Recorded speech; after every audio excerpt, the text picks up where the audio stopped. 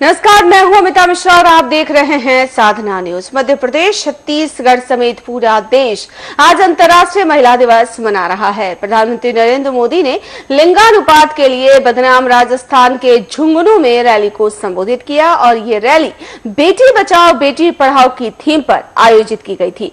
प्रधानमंत्री ने यहां से राष्ट्रीय पोषण मिशन की शुरुआत की और महिला दिवस के अवसर पर मुख्यमंत्री शिवराज सिंह चौहान और रमन सिंह ने भी अलग अलग रैलियों को संबोधित किया। देखिए रिपोर्ट।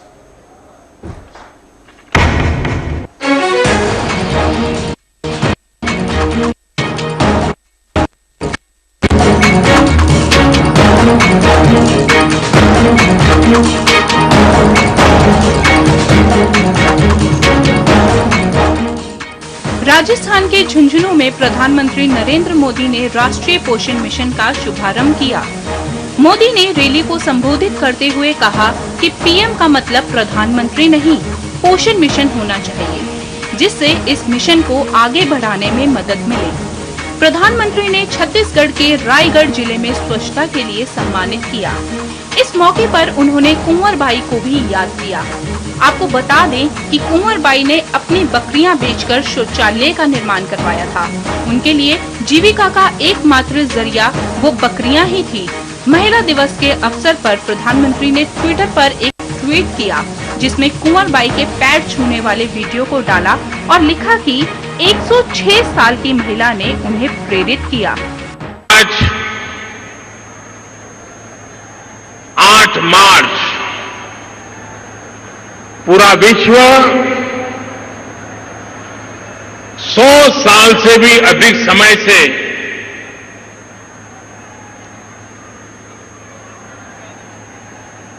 अंतर्राष्ट्रीय महिला दिवस के रूप में इससे जुड़ा हुआ है। कि धरती से आज जिस कार्य को आगे बढ़ाया जा रहा है, देश को झुंझुनू से भी प्रेरणा मिलेगी, देश को यहां से भी एक नई ताकत मिलेगी। दूसरी तरफ राजधानी रायपुर में मुखिया रमन सिंह ने महिला दिवस के अवसर पर आयोजित रैली को हरी झंडी दिखाई। महिलाओं के प्रति जागरूकता लाने का संदेश देने 200 से अधिक महिलाएं रैली में शामिल हुई। इस अवसर पर रमन सिंह ने कहा कि हमारी बहन बेटी ने बाइक रैली को निकालकर ये संदेश दिया है कि वो किसी से कम नहीं। महिला दिवस को दुनिया में अलग अलग तरीके से मनाया जा रहा है। बेटियों में आत्मविश्वास जगाना जरूरी है।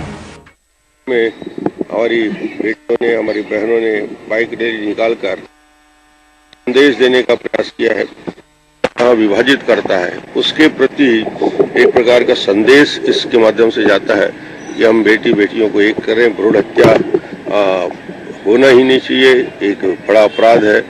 और जो छत्तीसगढ़ ने जो देश को एक संदेश दिया है, यहाँ भी महिलाओं का सम्मान होगा, जो विभिन्न क्षेत्रों में अलग अलग तरीके से अपना लीडरशिप को आगे समाज के लिए कर चुकी हैं, उनका भी सम्मान किया जाए। आज बेटियां घर से बाहर निकलकर देश प्रदेश का नाम रोशन कर रही हैं। बाइक से लेकर फाइटर प्लेन तक चला रही हैं, मगर आज भी पूर्ण जागरूकता से हम कहीं ना कहीं दूर हैं। जिसको लेकर योजनाएं तो बन रही हैं, मगर खासा असर नहीं दिख रहा। जरूरी है कि देश की चंद बेटियों को नहीं, बल्कि सभी बेटियों को जागरूक किया जाए, उन्हें उनका हक दिलाया जाए। बेटियों को आजादी दिलानी होगी, डर से आजादी, समाज के बंधन से, क्योंकि जब तक बेटियां सक्षम नहीं बनेगी, तब तक देश का विकास रुका रहेगा।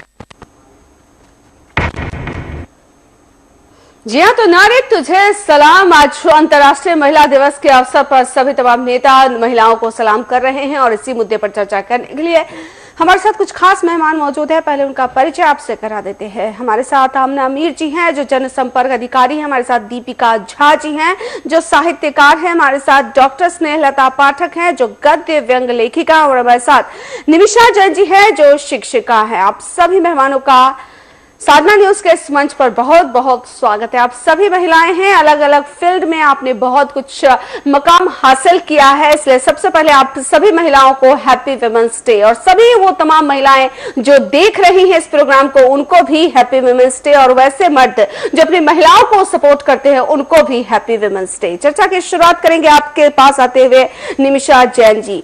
समझ में नहीं आ रहा है चर्चा की दिशा क्या दिखाऊं, चर्चा को किस दिशा में लेकर जाऊं। बतौर पत्रकार मैं भी बहुत पिछले साल से काम कर रही हूं, कई सालों से काम कर रही हूं। अमूमन एक दिन भी ऐसा नहीं जाता जब महिलाओं पर अत्याचार की खबर मैं दर्शकों को नहीं बताती। साल भर अत्याचार हो, एक दिन सत्कार हो, कैसे ले हैप्पी वुमेन्स डे को।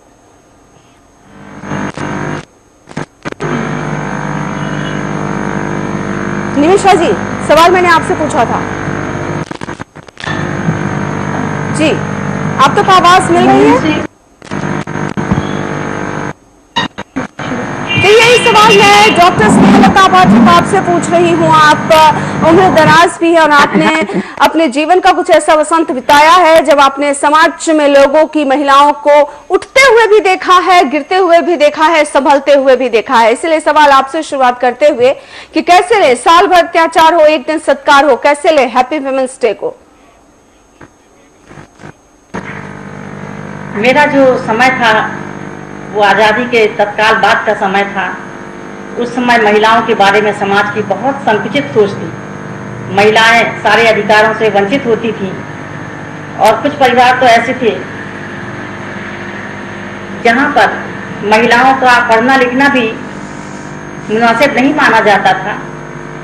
जो घर के लड़के होते थे उन्हीं का पहला हक माना जाता था और महिलाएं, लड़कियां घर की उसमें भी पीछे हटा दी जाती थी कि नहीं, जो कुछ भी बना है वो भैया ही खाएगा, बहन नहीं खाएगी। और ससुराल में जाने के बाद भी मुंह खोल करके उसको घर में रहने का भी अधिकार नहीं था। इस तरह से महिलाओं के साथ में बहुत ज्यादा संकुचित धारणा के कारण महिलाएं प्रगति नहीं कर पा रही थी। लेकिन हम लोगों ने जो दौर देखा है उस दौर में बहुत उतार चढ़ाव अब आ चुके हैं। हम पता नहीं कितने सीढ़ियां चढ़ करके आज यहाँ पहुंचे हैं और पिछले 20-25 सालों से हम महिलाओं की जो प्रगति देख रहे हैं उसमें जो उनका विकास देख रहे हैं, उनकी गति देख रहे हैं, उससे हम महिलाओं को बहुत आनंद आ रहा है, अपने ऊपर गर्व हो रहा है और ये दिखा दिया है कि हम महिलाएं किसी से पीछे नहीं है, बल्कि बहुत से ऐसे क्षेत्र हैं जहां पुरुषों से भी आगे महिलाएं अपना मुकाम हासिल कर रही हैं, उपलब्धियों के परचम लहरा रही हैं और इस धारणा को खंडित कर रही हैं कि महिलाएं पुरुषों से कमजोर होती हैं, महिलाएं पुरुषों के पीछे चलती हैं, महिलाओं को वो अधिकार नहीं होना चाहिए जो पुरुषों को होना चाहिए, चाहे वो रक्षा का क्षेत्र हो या विज्ञान का क्षेत्र हो। कहीं भी महिलाओं ने यह साबित कर दिया है कि महिलाएं मेधा में, बुद्धि में पुरुषों से कहीं पीछे नहीं है, वो जो चाहे वो कर सकती है और हासिल करके दिखा भी रही है।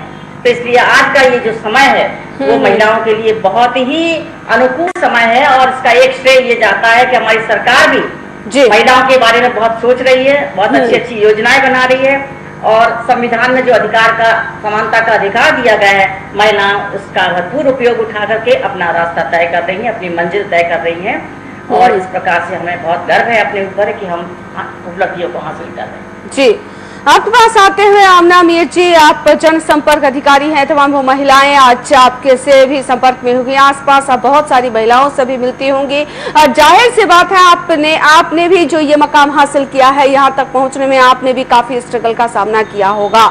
प्रोफेशन की भी बात कर लेते हैं क्योंकि इस समय की कमी है, इसलिए चर्चा को जल्दी मुद्दे पर बात लेकर आते हैं।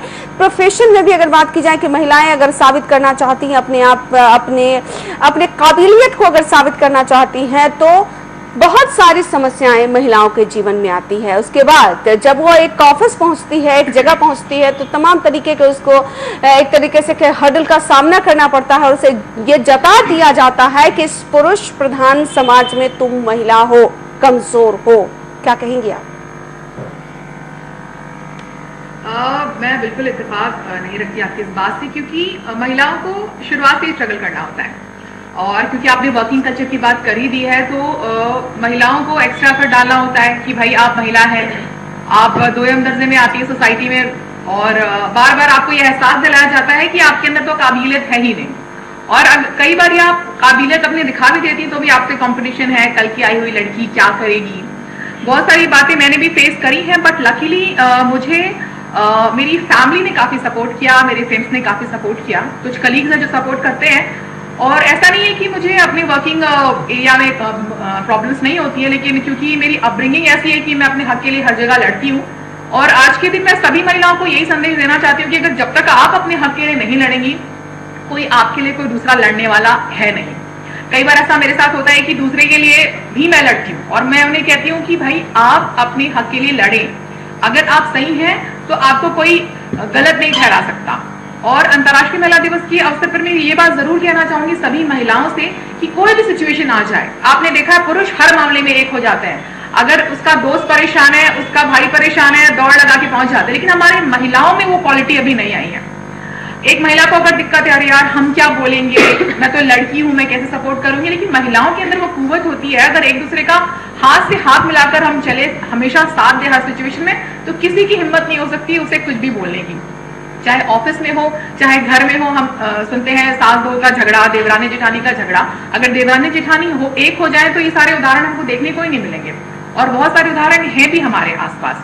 और वर्किंग कल्चर में एक तो आपको जब आते हैं एक माहौल में, क्योंकि कार्य क्षेत्र सबका अलग अलग होता है, और जैसा कि मैम ने बताया ही, स्नेहलता मैडम ने, कि महिलाओं ने हर क्षेत्र में अपने आप को साबित किया है, चाहे वो रक्षा का क्षेत्र हो, शिक्षा का क्षेत्र हो, एडमिनिस्ट्रेशन का क्षेत्र हो, हर जगह पे। और बहुत बड़ी बात मैं आपको बताना चाहूंगी कि आज छत्तीसगढ़ को आपको भी पता है कि 3-3 अवार्ड्स मिले हैं, और कहीं ना कहीं उसमें बहुत महत्वपूर्ण योगदान है महिलाओं का ही। जशपुर में महिला IAS रही हैं, जिनके लगातार प्रयत्नों के फलस्वरूप वहां की बेटियां सक्षम बनी, उन्होंने एक बेकरी खोली, और आज देखिए सिर्फ 6 महीने से भी कम समय में उन्होंने नारी शक्ति सम्मान जैसा प्रतिष्ठित पुरस्कार अपने राज्य को ला कर दिया है। जबकि वो बेटियां बहुत पिछड़े इलाके से थी, उनको थोड़ा सा सपोर्ट मिला प्रशासन का, महिला कलेक्टर थी, उन्होंने समझा एक बच्ची की दिक्कत को, उनका समूह बनवाया, उनको सपोर्ट किया, प्रधानमंत्री रोजगार सृजन से उनको मदद दिलाई, महिला एवं बाल विकास विभाग की योजना से उनको मदद दिलाई। आप देखिए बेटियां हर क्षेत्र में परचम लहरा सकती हैं। हम बात करेंगे बेटी बचाओ बेटी पढ़ाओ योजना की, रायगढ़ जिले ने बहुत अच्छा नाम कमाया है, तो वहां पे भी कलेक्टर रही हैं शमी आबदी मैडम है, जिन्होंने लगातार प्रयास किया है। तो एक एज एन एडमिनिस्ट्रेटर भी महिलाओं का बहुत महत्वपूर्ण योगदान है। पूरे महिला बाल विकास डिपार्टमेंट की अगर हम बात करें तो महिला मंत्री हैं, महिला सचिव हैं, महिला कलेक्टर हैं, हर जगह से आप देखेंगे जहां जहां से अवार्ड मिले हैं आज प्रदेश को, हर जगह महिला मुखिया है, हमारी मंत्री हैं, महिला मुखिया सचिव हैं एम गीता मैम, जो आज अवार्ड जिन्होंने लिया है। तो आप देखिए कैसे विजन बदल रहा है, कैसे माहौल बदल रहा है। और जो एक जमाना था कि लड़कियों को और महिलाओं को ऐसा डिपार्टमेंट या ऐसा प्रोफेशन चुनने को कहा जाता था कि भाई आप टीचर बनिए, कि आप टीचर के लिए अच्छी हैं क्योंकि टाइम से जाना टाइम से आना, आप रक्षा के क्षेत्र में नहीं आ सकते। लेकिन महिलाएं आज लड़ाकू विमान चला रही हैं, जहाज चला रही हैं, रिक्शा चला रही हैं, हर क्षेत्र में वो पुरुष को कदम से कदम मिलाकर उनका साथ दे रही हैं। और थोड़ा सा सपोर्ट की जरूरत है महिलाओं को, महिलाएं सशक्त हैं, बस थोड़ा सा सपोर्ट उन्हें चाहिए। और जरूरत ये है कि पुरुष ये समझे कि जो आज आप देख रहे हैं महिलाओं के प्रति जो अपराध हो रहे हैं, तो मेरे एक पुरुष के घर में बेटी है, बहन है, माँ है, तो जरूरत है उनकी विचारधारा बदलने की। ठीक है, तो ये चीज मैं मानती हूँ, अगर दोनों एक साथ एक पहिए के, एक गाड़ी के 2 पहिए हैं, साथ मिलकर काम करें तो बहुत अच्छा कर सकते हैं। बिल्कुल, बहुत अच्छा कर सकता है। दीपिका जी, मैं अब आपके पास आऊंगी। सवाल ये कि जिस तरीके से समाज बदल रहा है, महिलाएं बदल रही हैं, खुद प्रधानमंत्री भी कहते आ रहे हैं बेटी बचाओ बेटी पढ़ाओ, और झुंझुनू जहां आज वो पहुंचे हैं वहां की बात की जाए तो वहां पर रेशियो कम था, उसके बाद आज की तारीख में रेशियो है, इसलिए ऐसे PM ने उस जगह को चुना है आज महिला दिवस के अवसर पर। कन्या भ्रूण हत्या का हल्का सा जिक्र करते हुए, समाज में दहेज एक ऐसा दानव है जिसकी वजह से कन्या भ्रूण हत्या होती है। महिलाएं खुद को आगे आकर साबित करते रही हैं। आपको क्या लगता है कि क्या आत्मनिर्भर अगर महिलाओं को बनाया जाए तो दहेज के दानव से बचा जा सकता है और समाज में बड़ा योगदान महिलाएं दे सकती हैं? जी दीपिका जी। बिल्कुल मैं इस चीज के लिए कहूंगी कि यदि महिलाओं को सशक्त कर दिया जाए पूर्ण तरह से, तो वो अपने आप को साबित करेंगी और दहेज का दाना और कन्या भ्रूण हत्या जैसी सारी समस्याएं हमारे देश से खत्म हो जाएंगी। बात जब नारी की आती है तो मैं 4 पंक्तियां आपको कहना चाहूंगी कि है फक्र मुझे मैं नारी हूँ, ना अबला ना बेचारी हूँ। है फक्र मुझे मैं नारी हूँ, ना अबला ना बेचारी हूँ, नहीं एक दिवस का मान रखो मैं हर एक क्षण की अधिकारी हूँ। तो नारी जो है हर क्षण पर, हर कदम कदम पर अपने आप को साबित कर रही है। आपको मैं वो दिन याद दिलाना चाहूंगी जब ओलंपिक में भारत को एक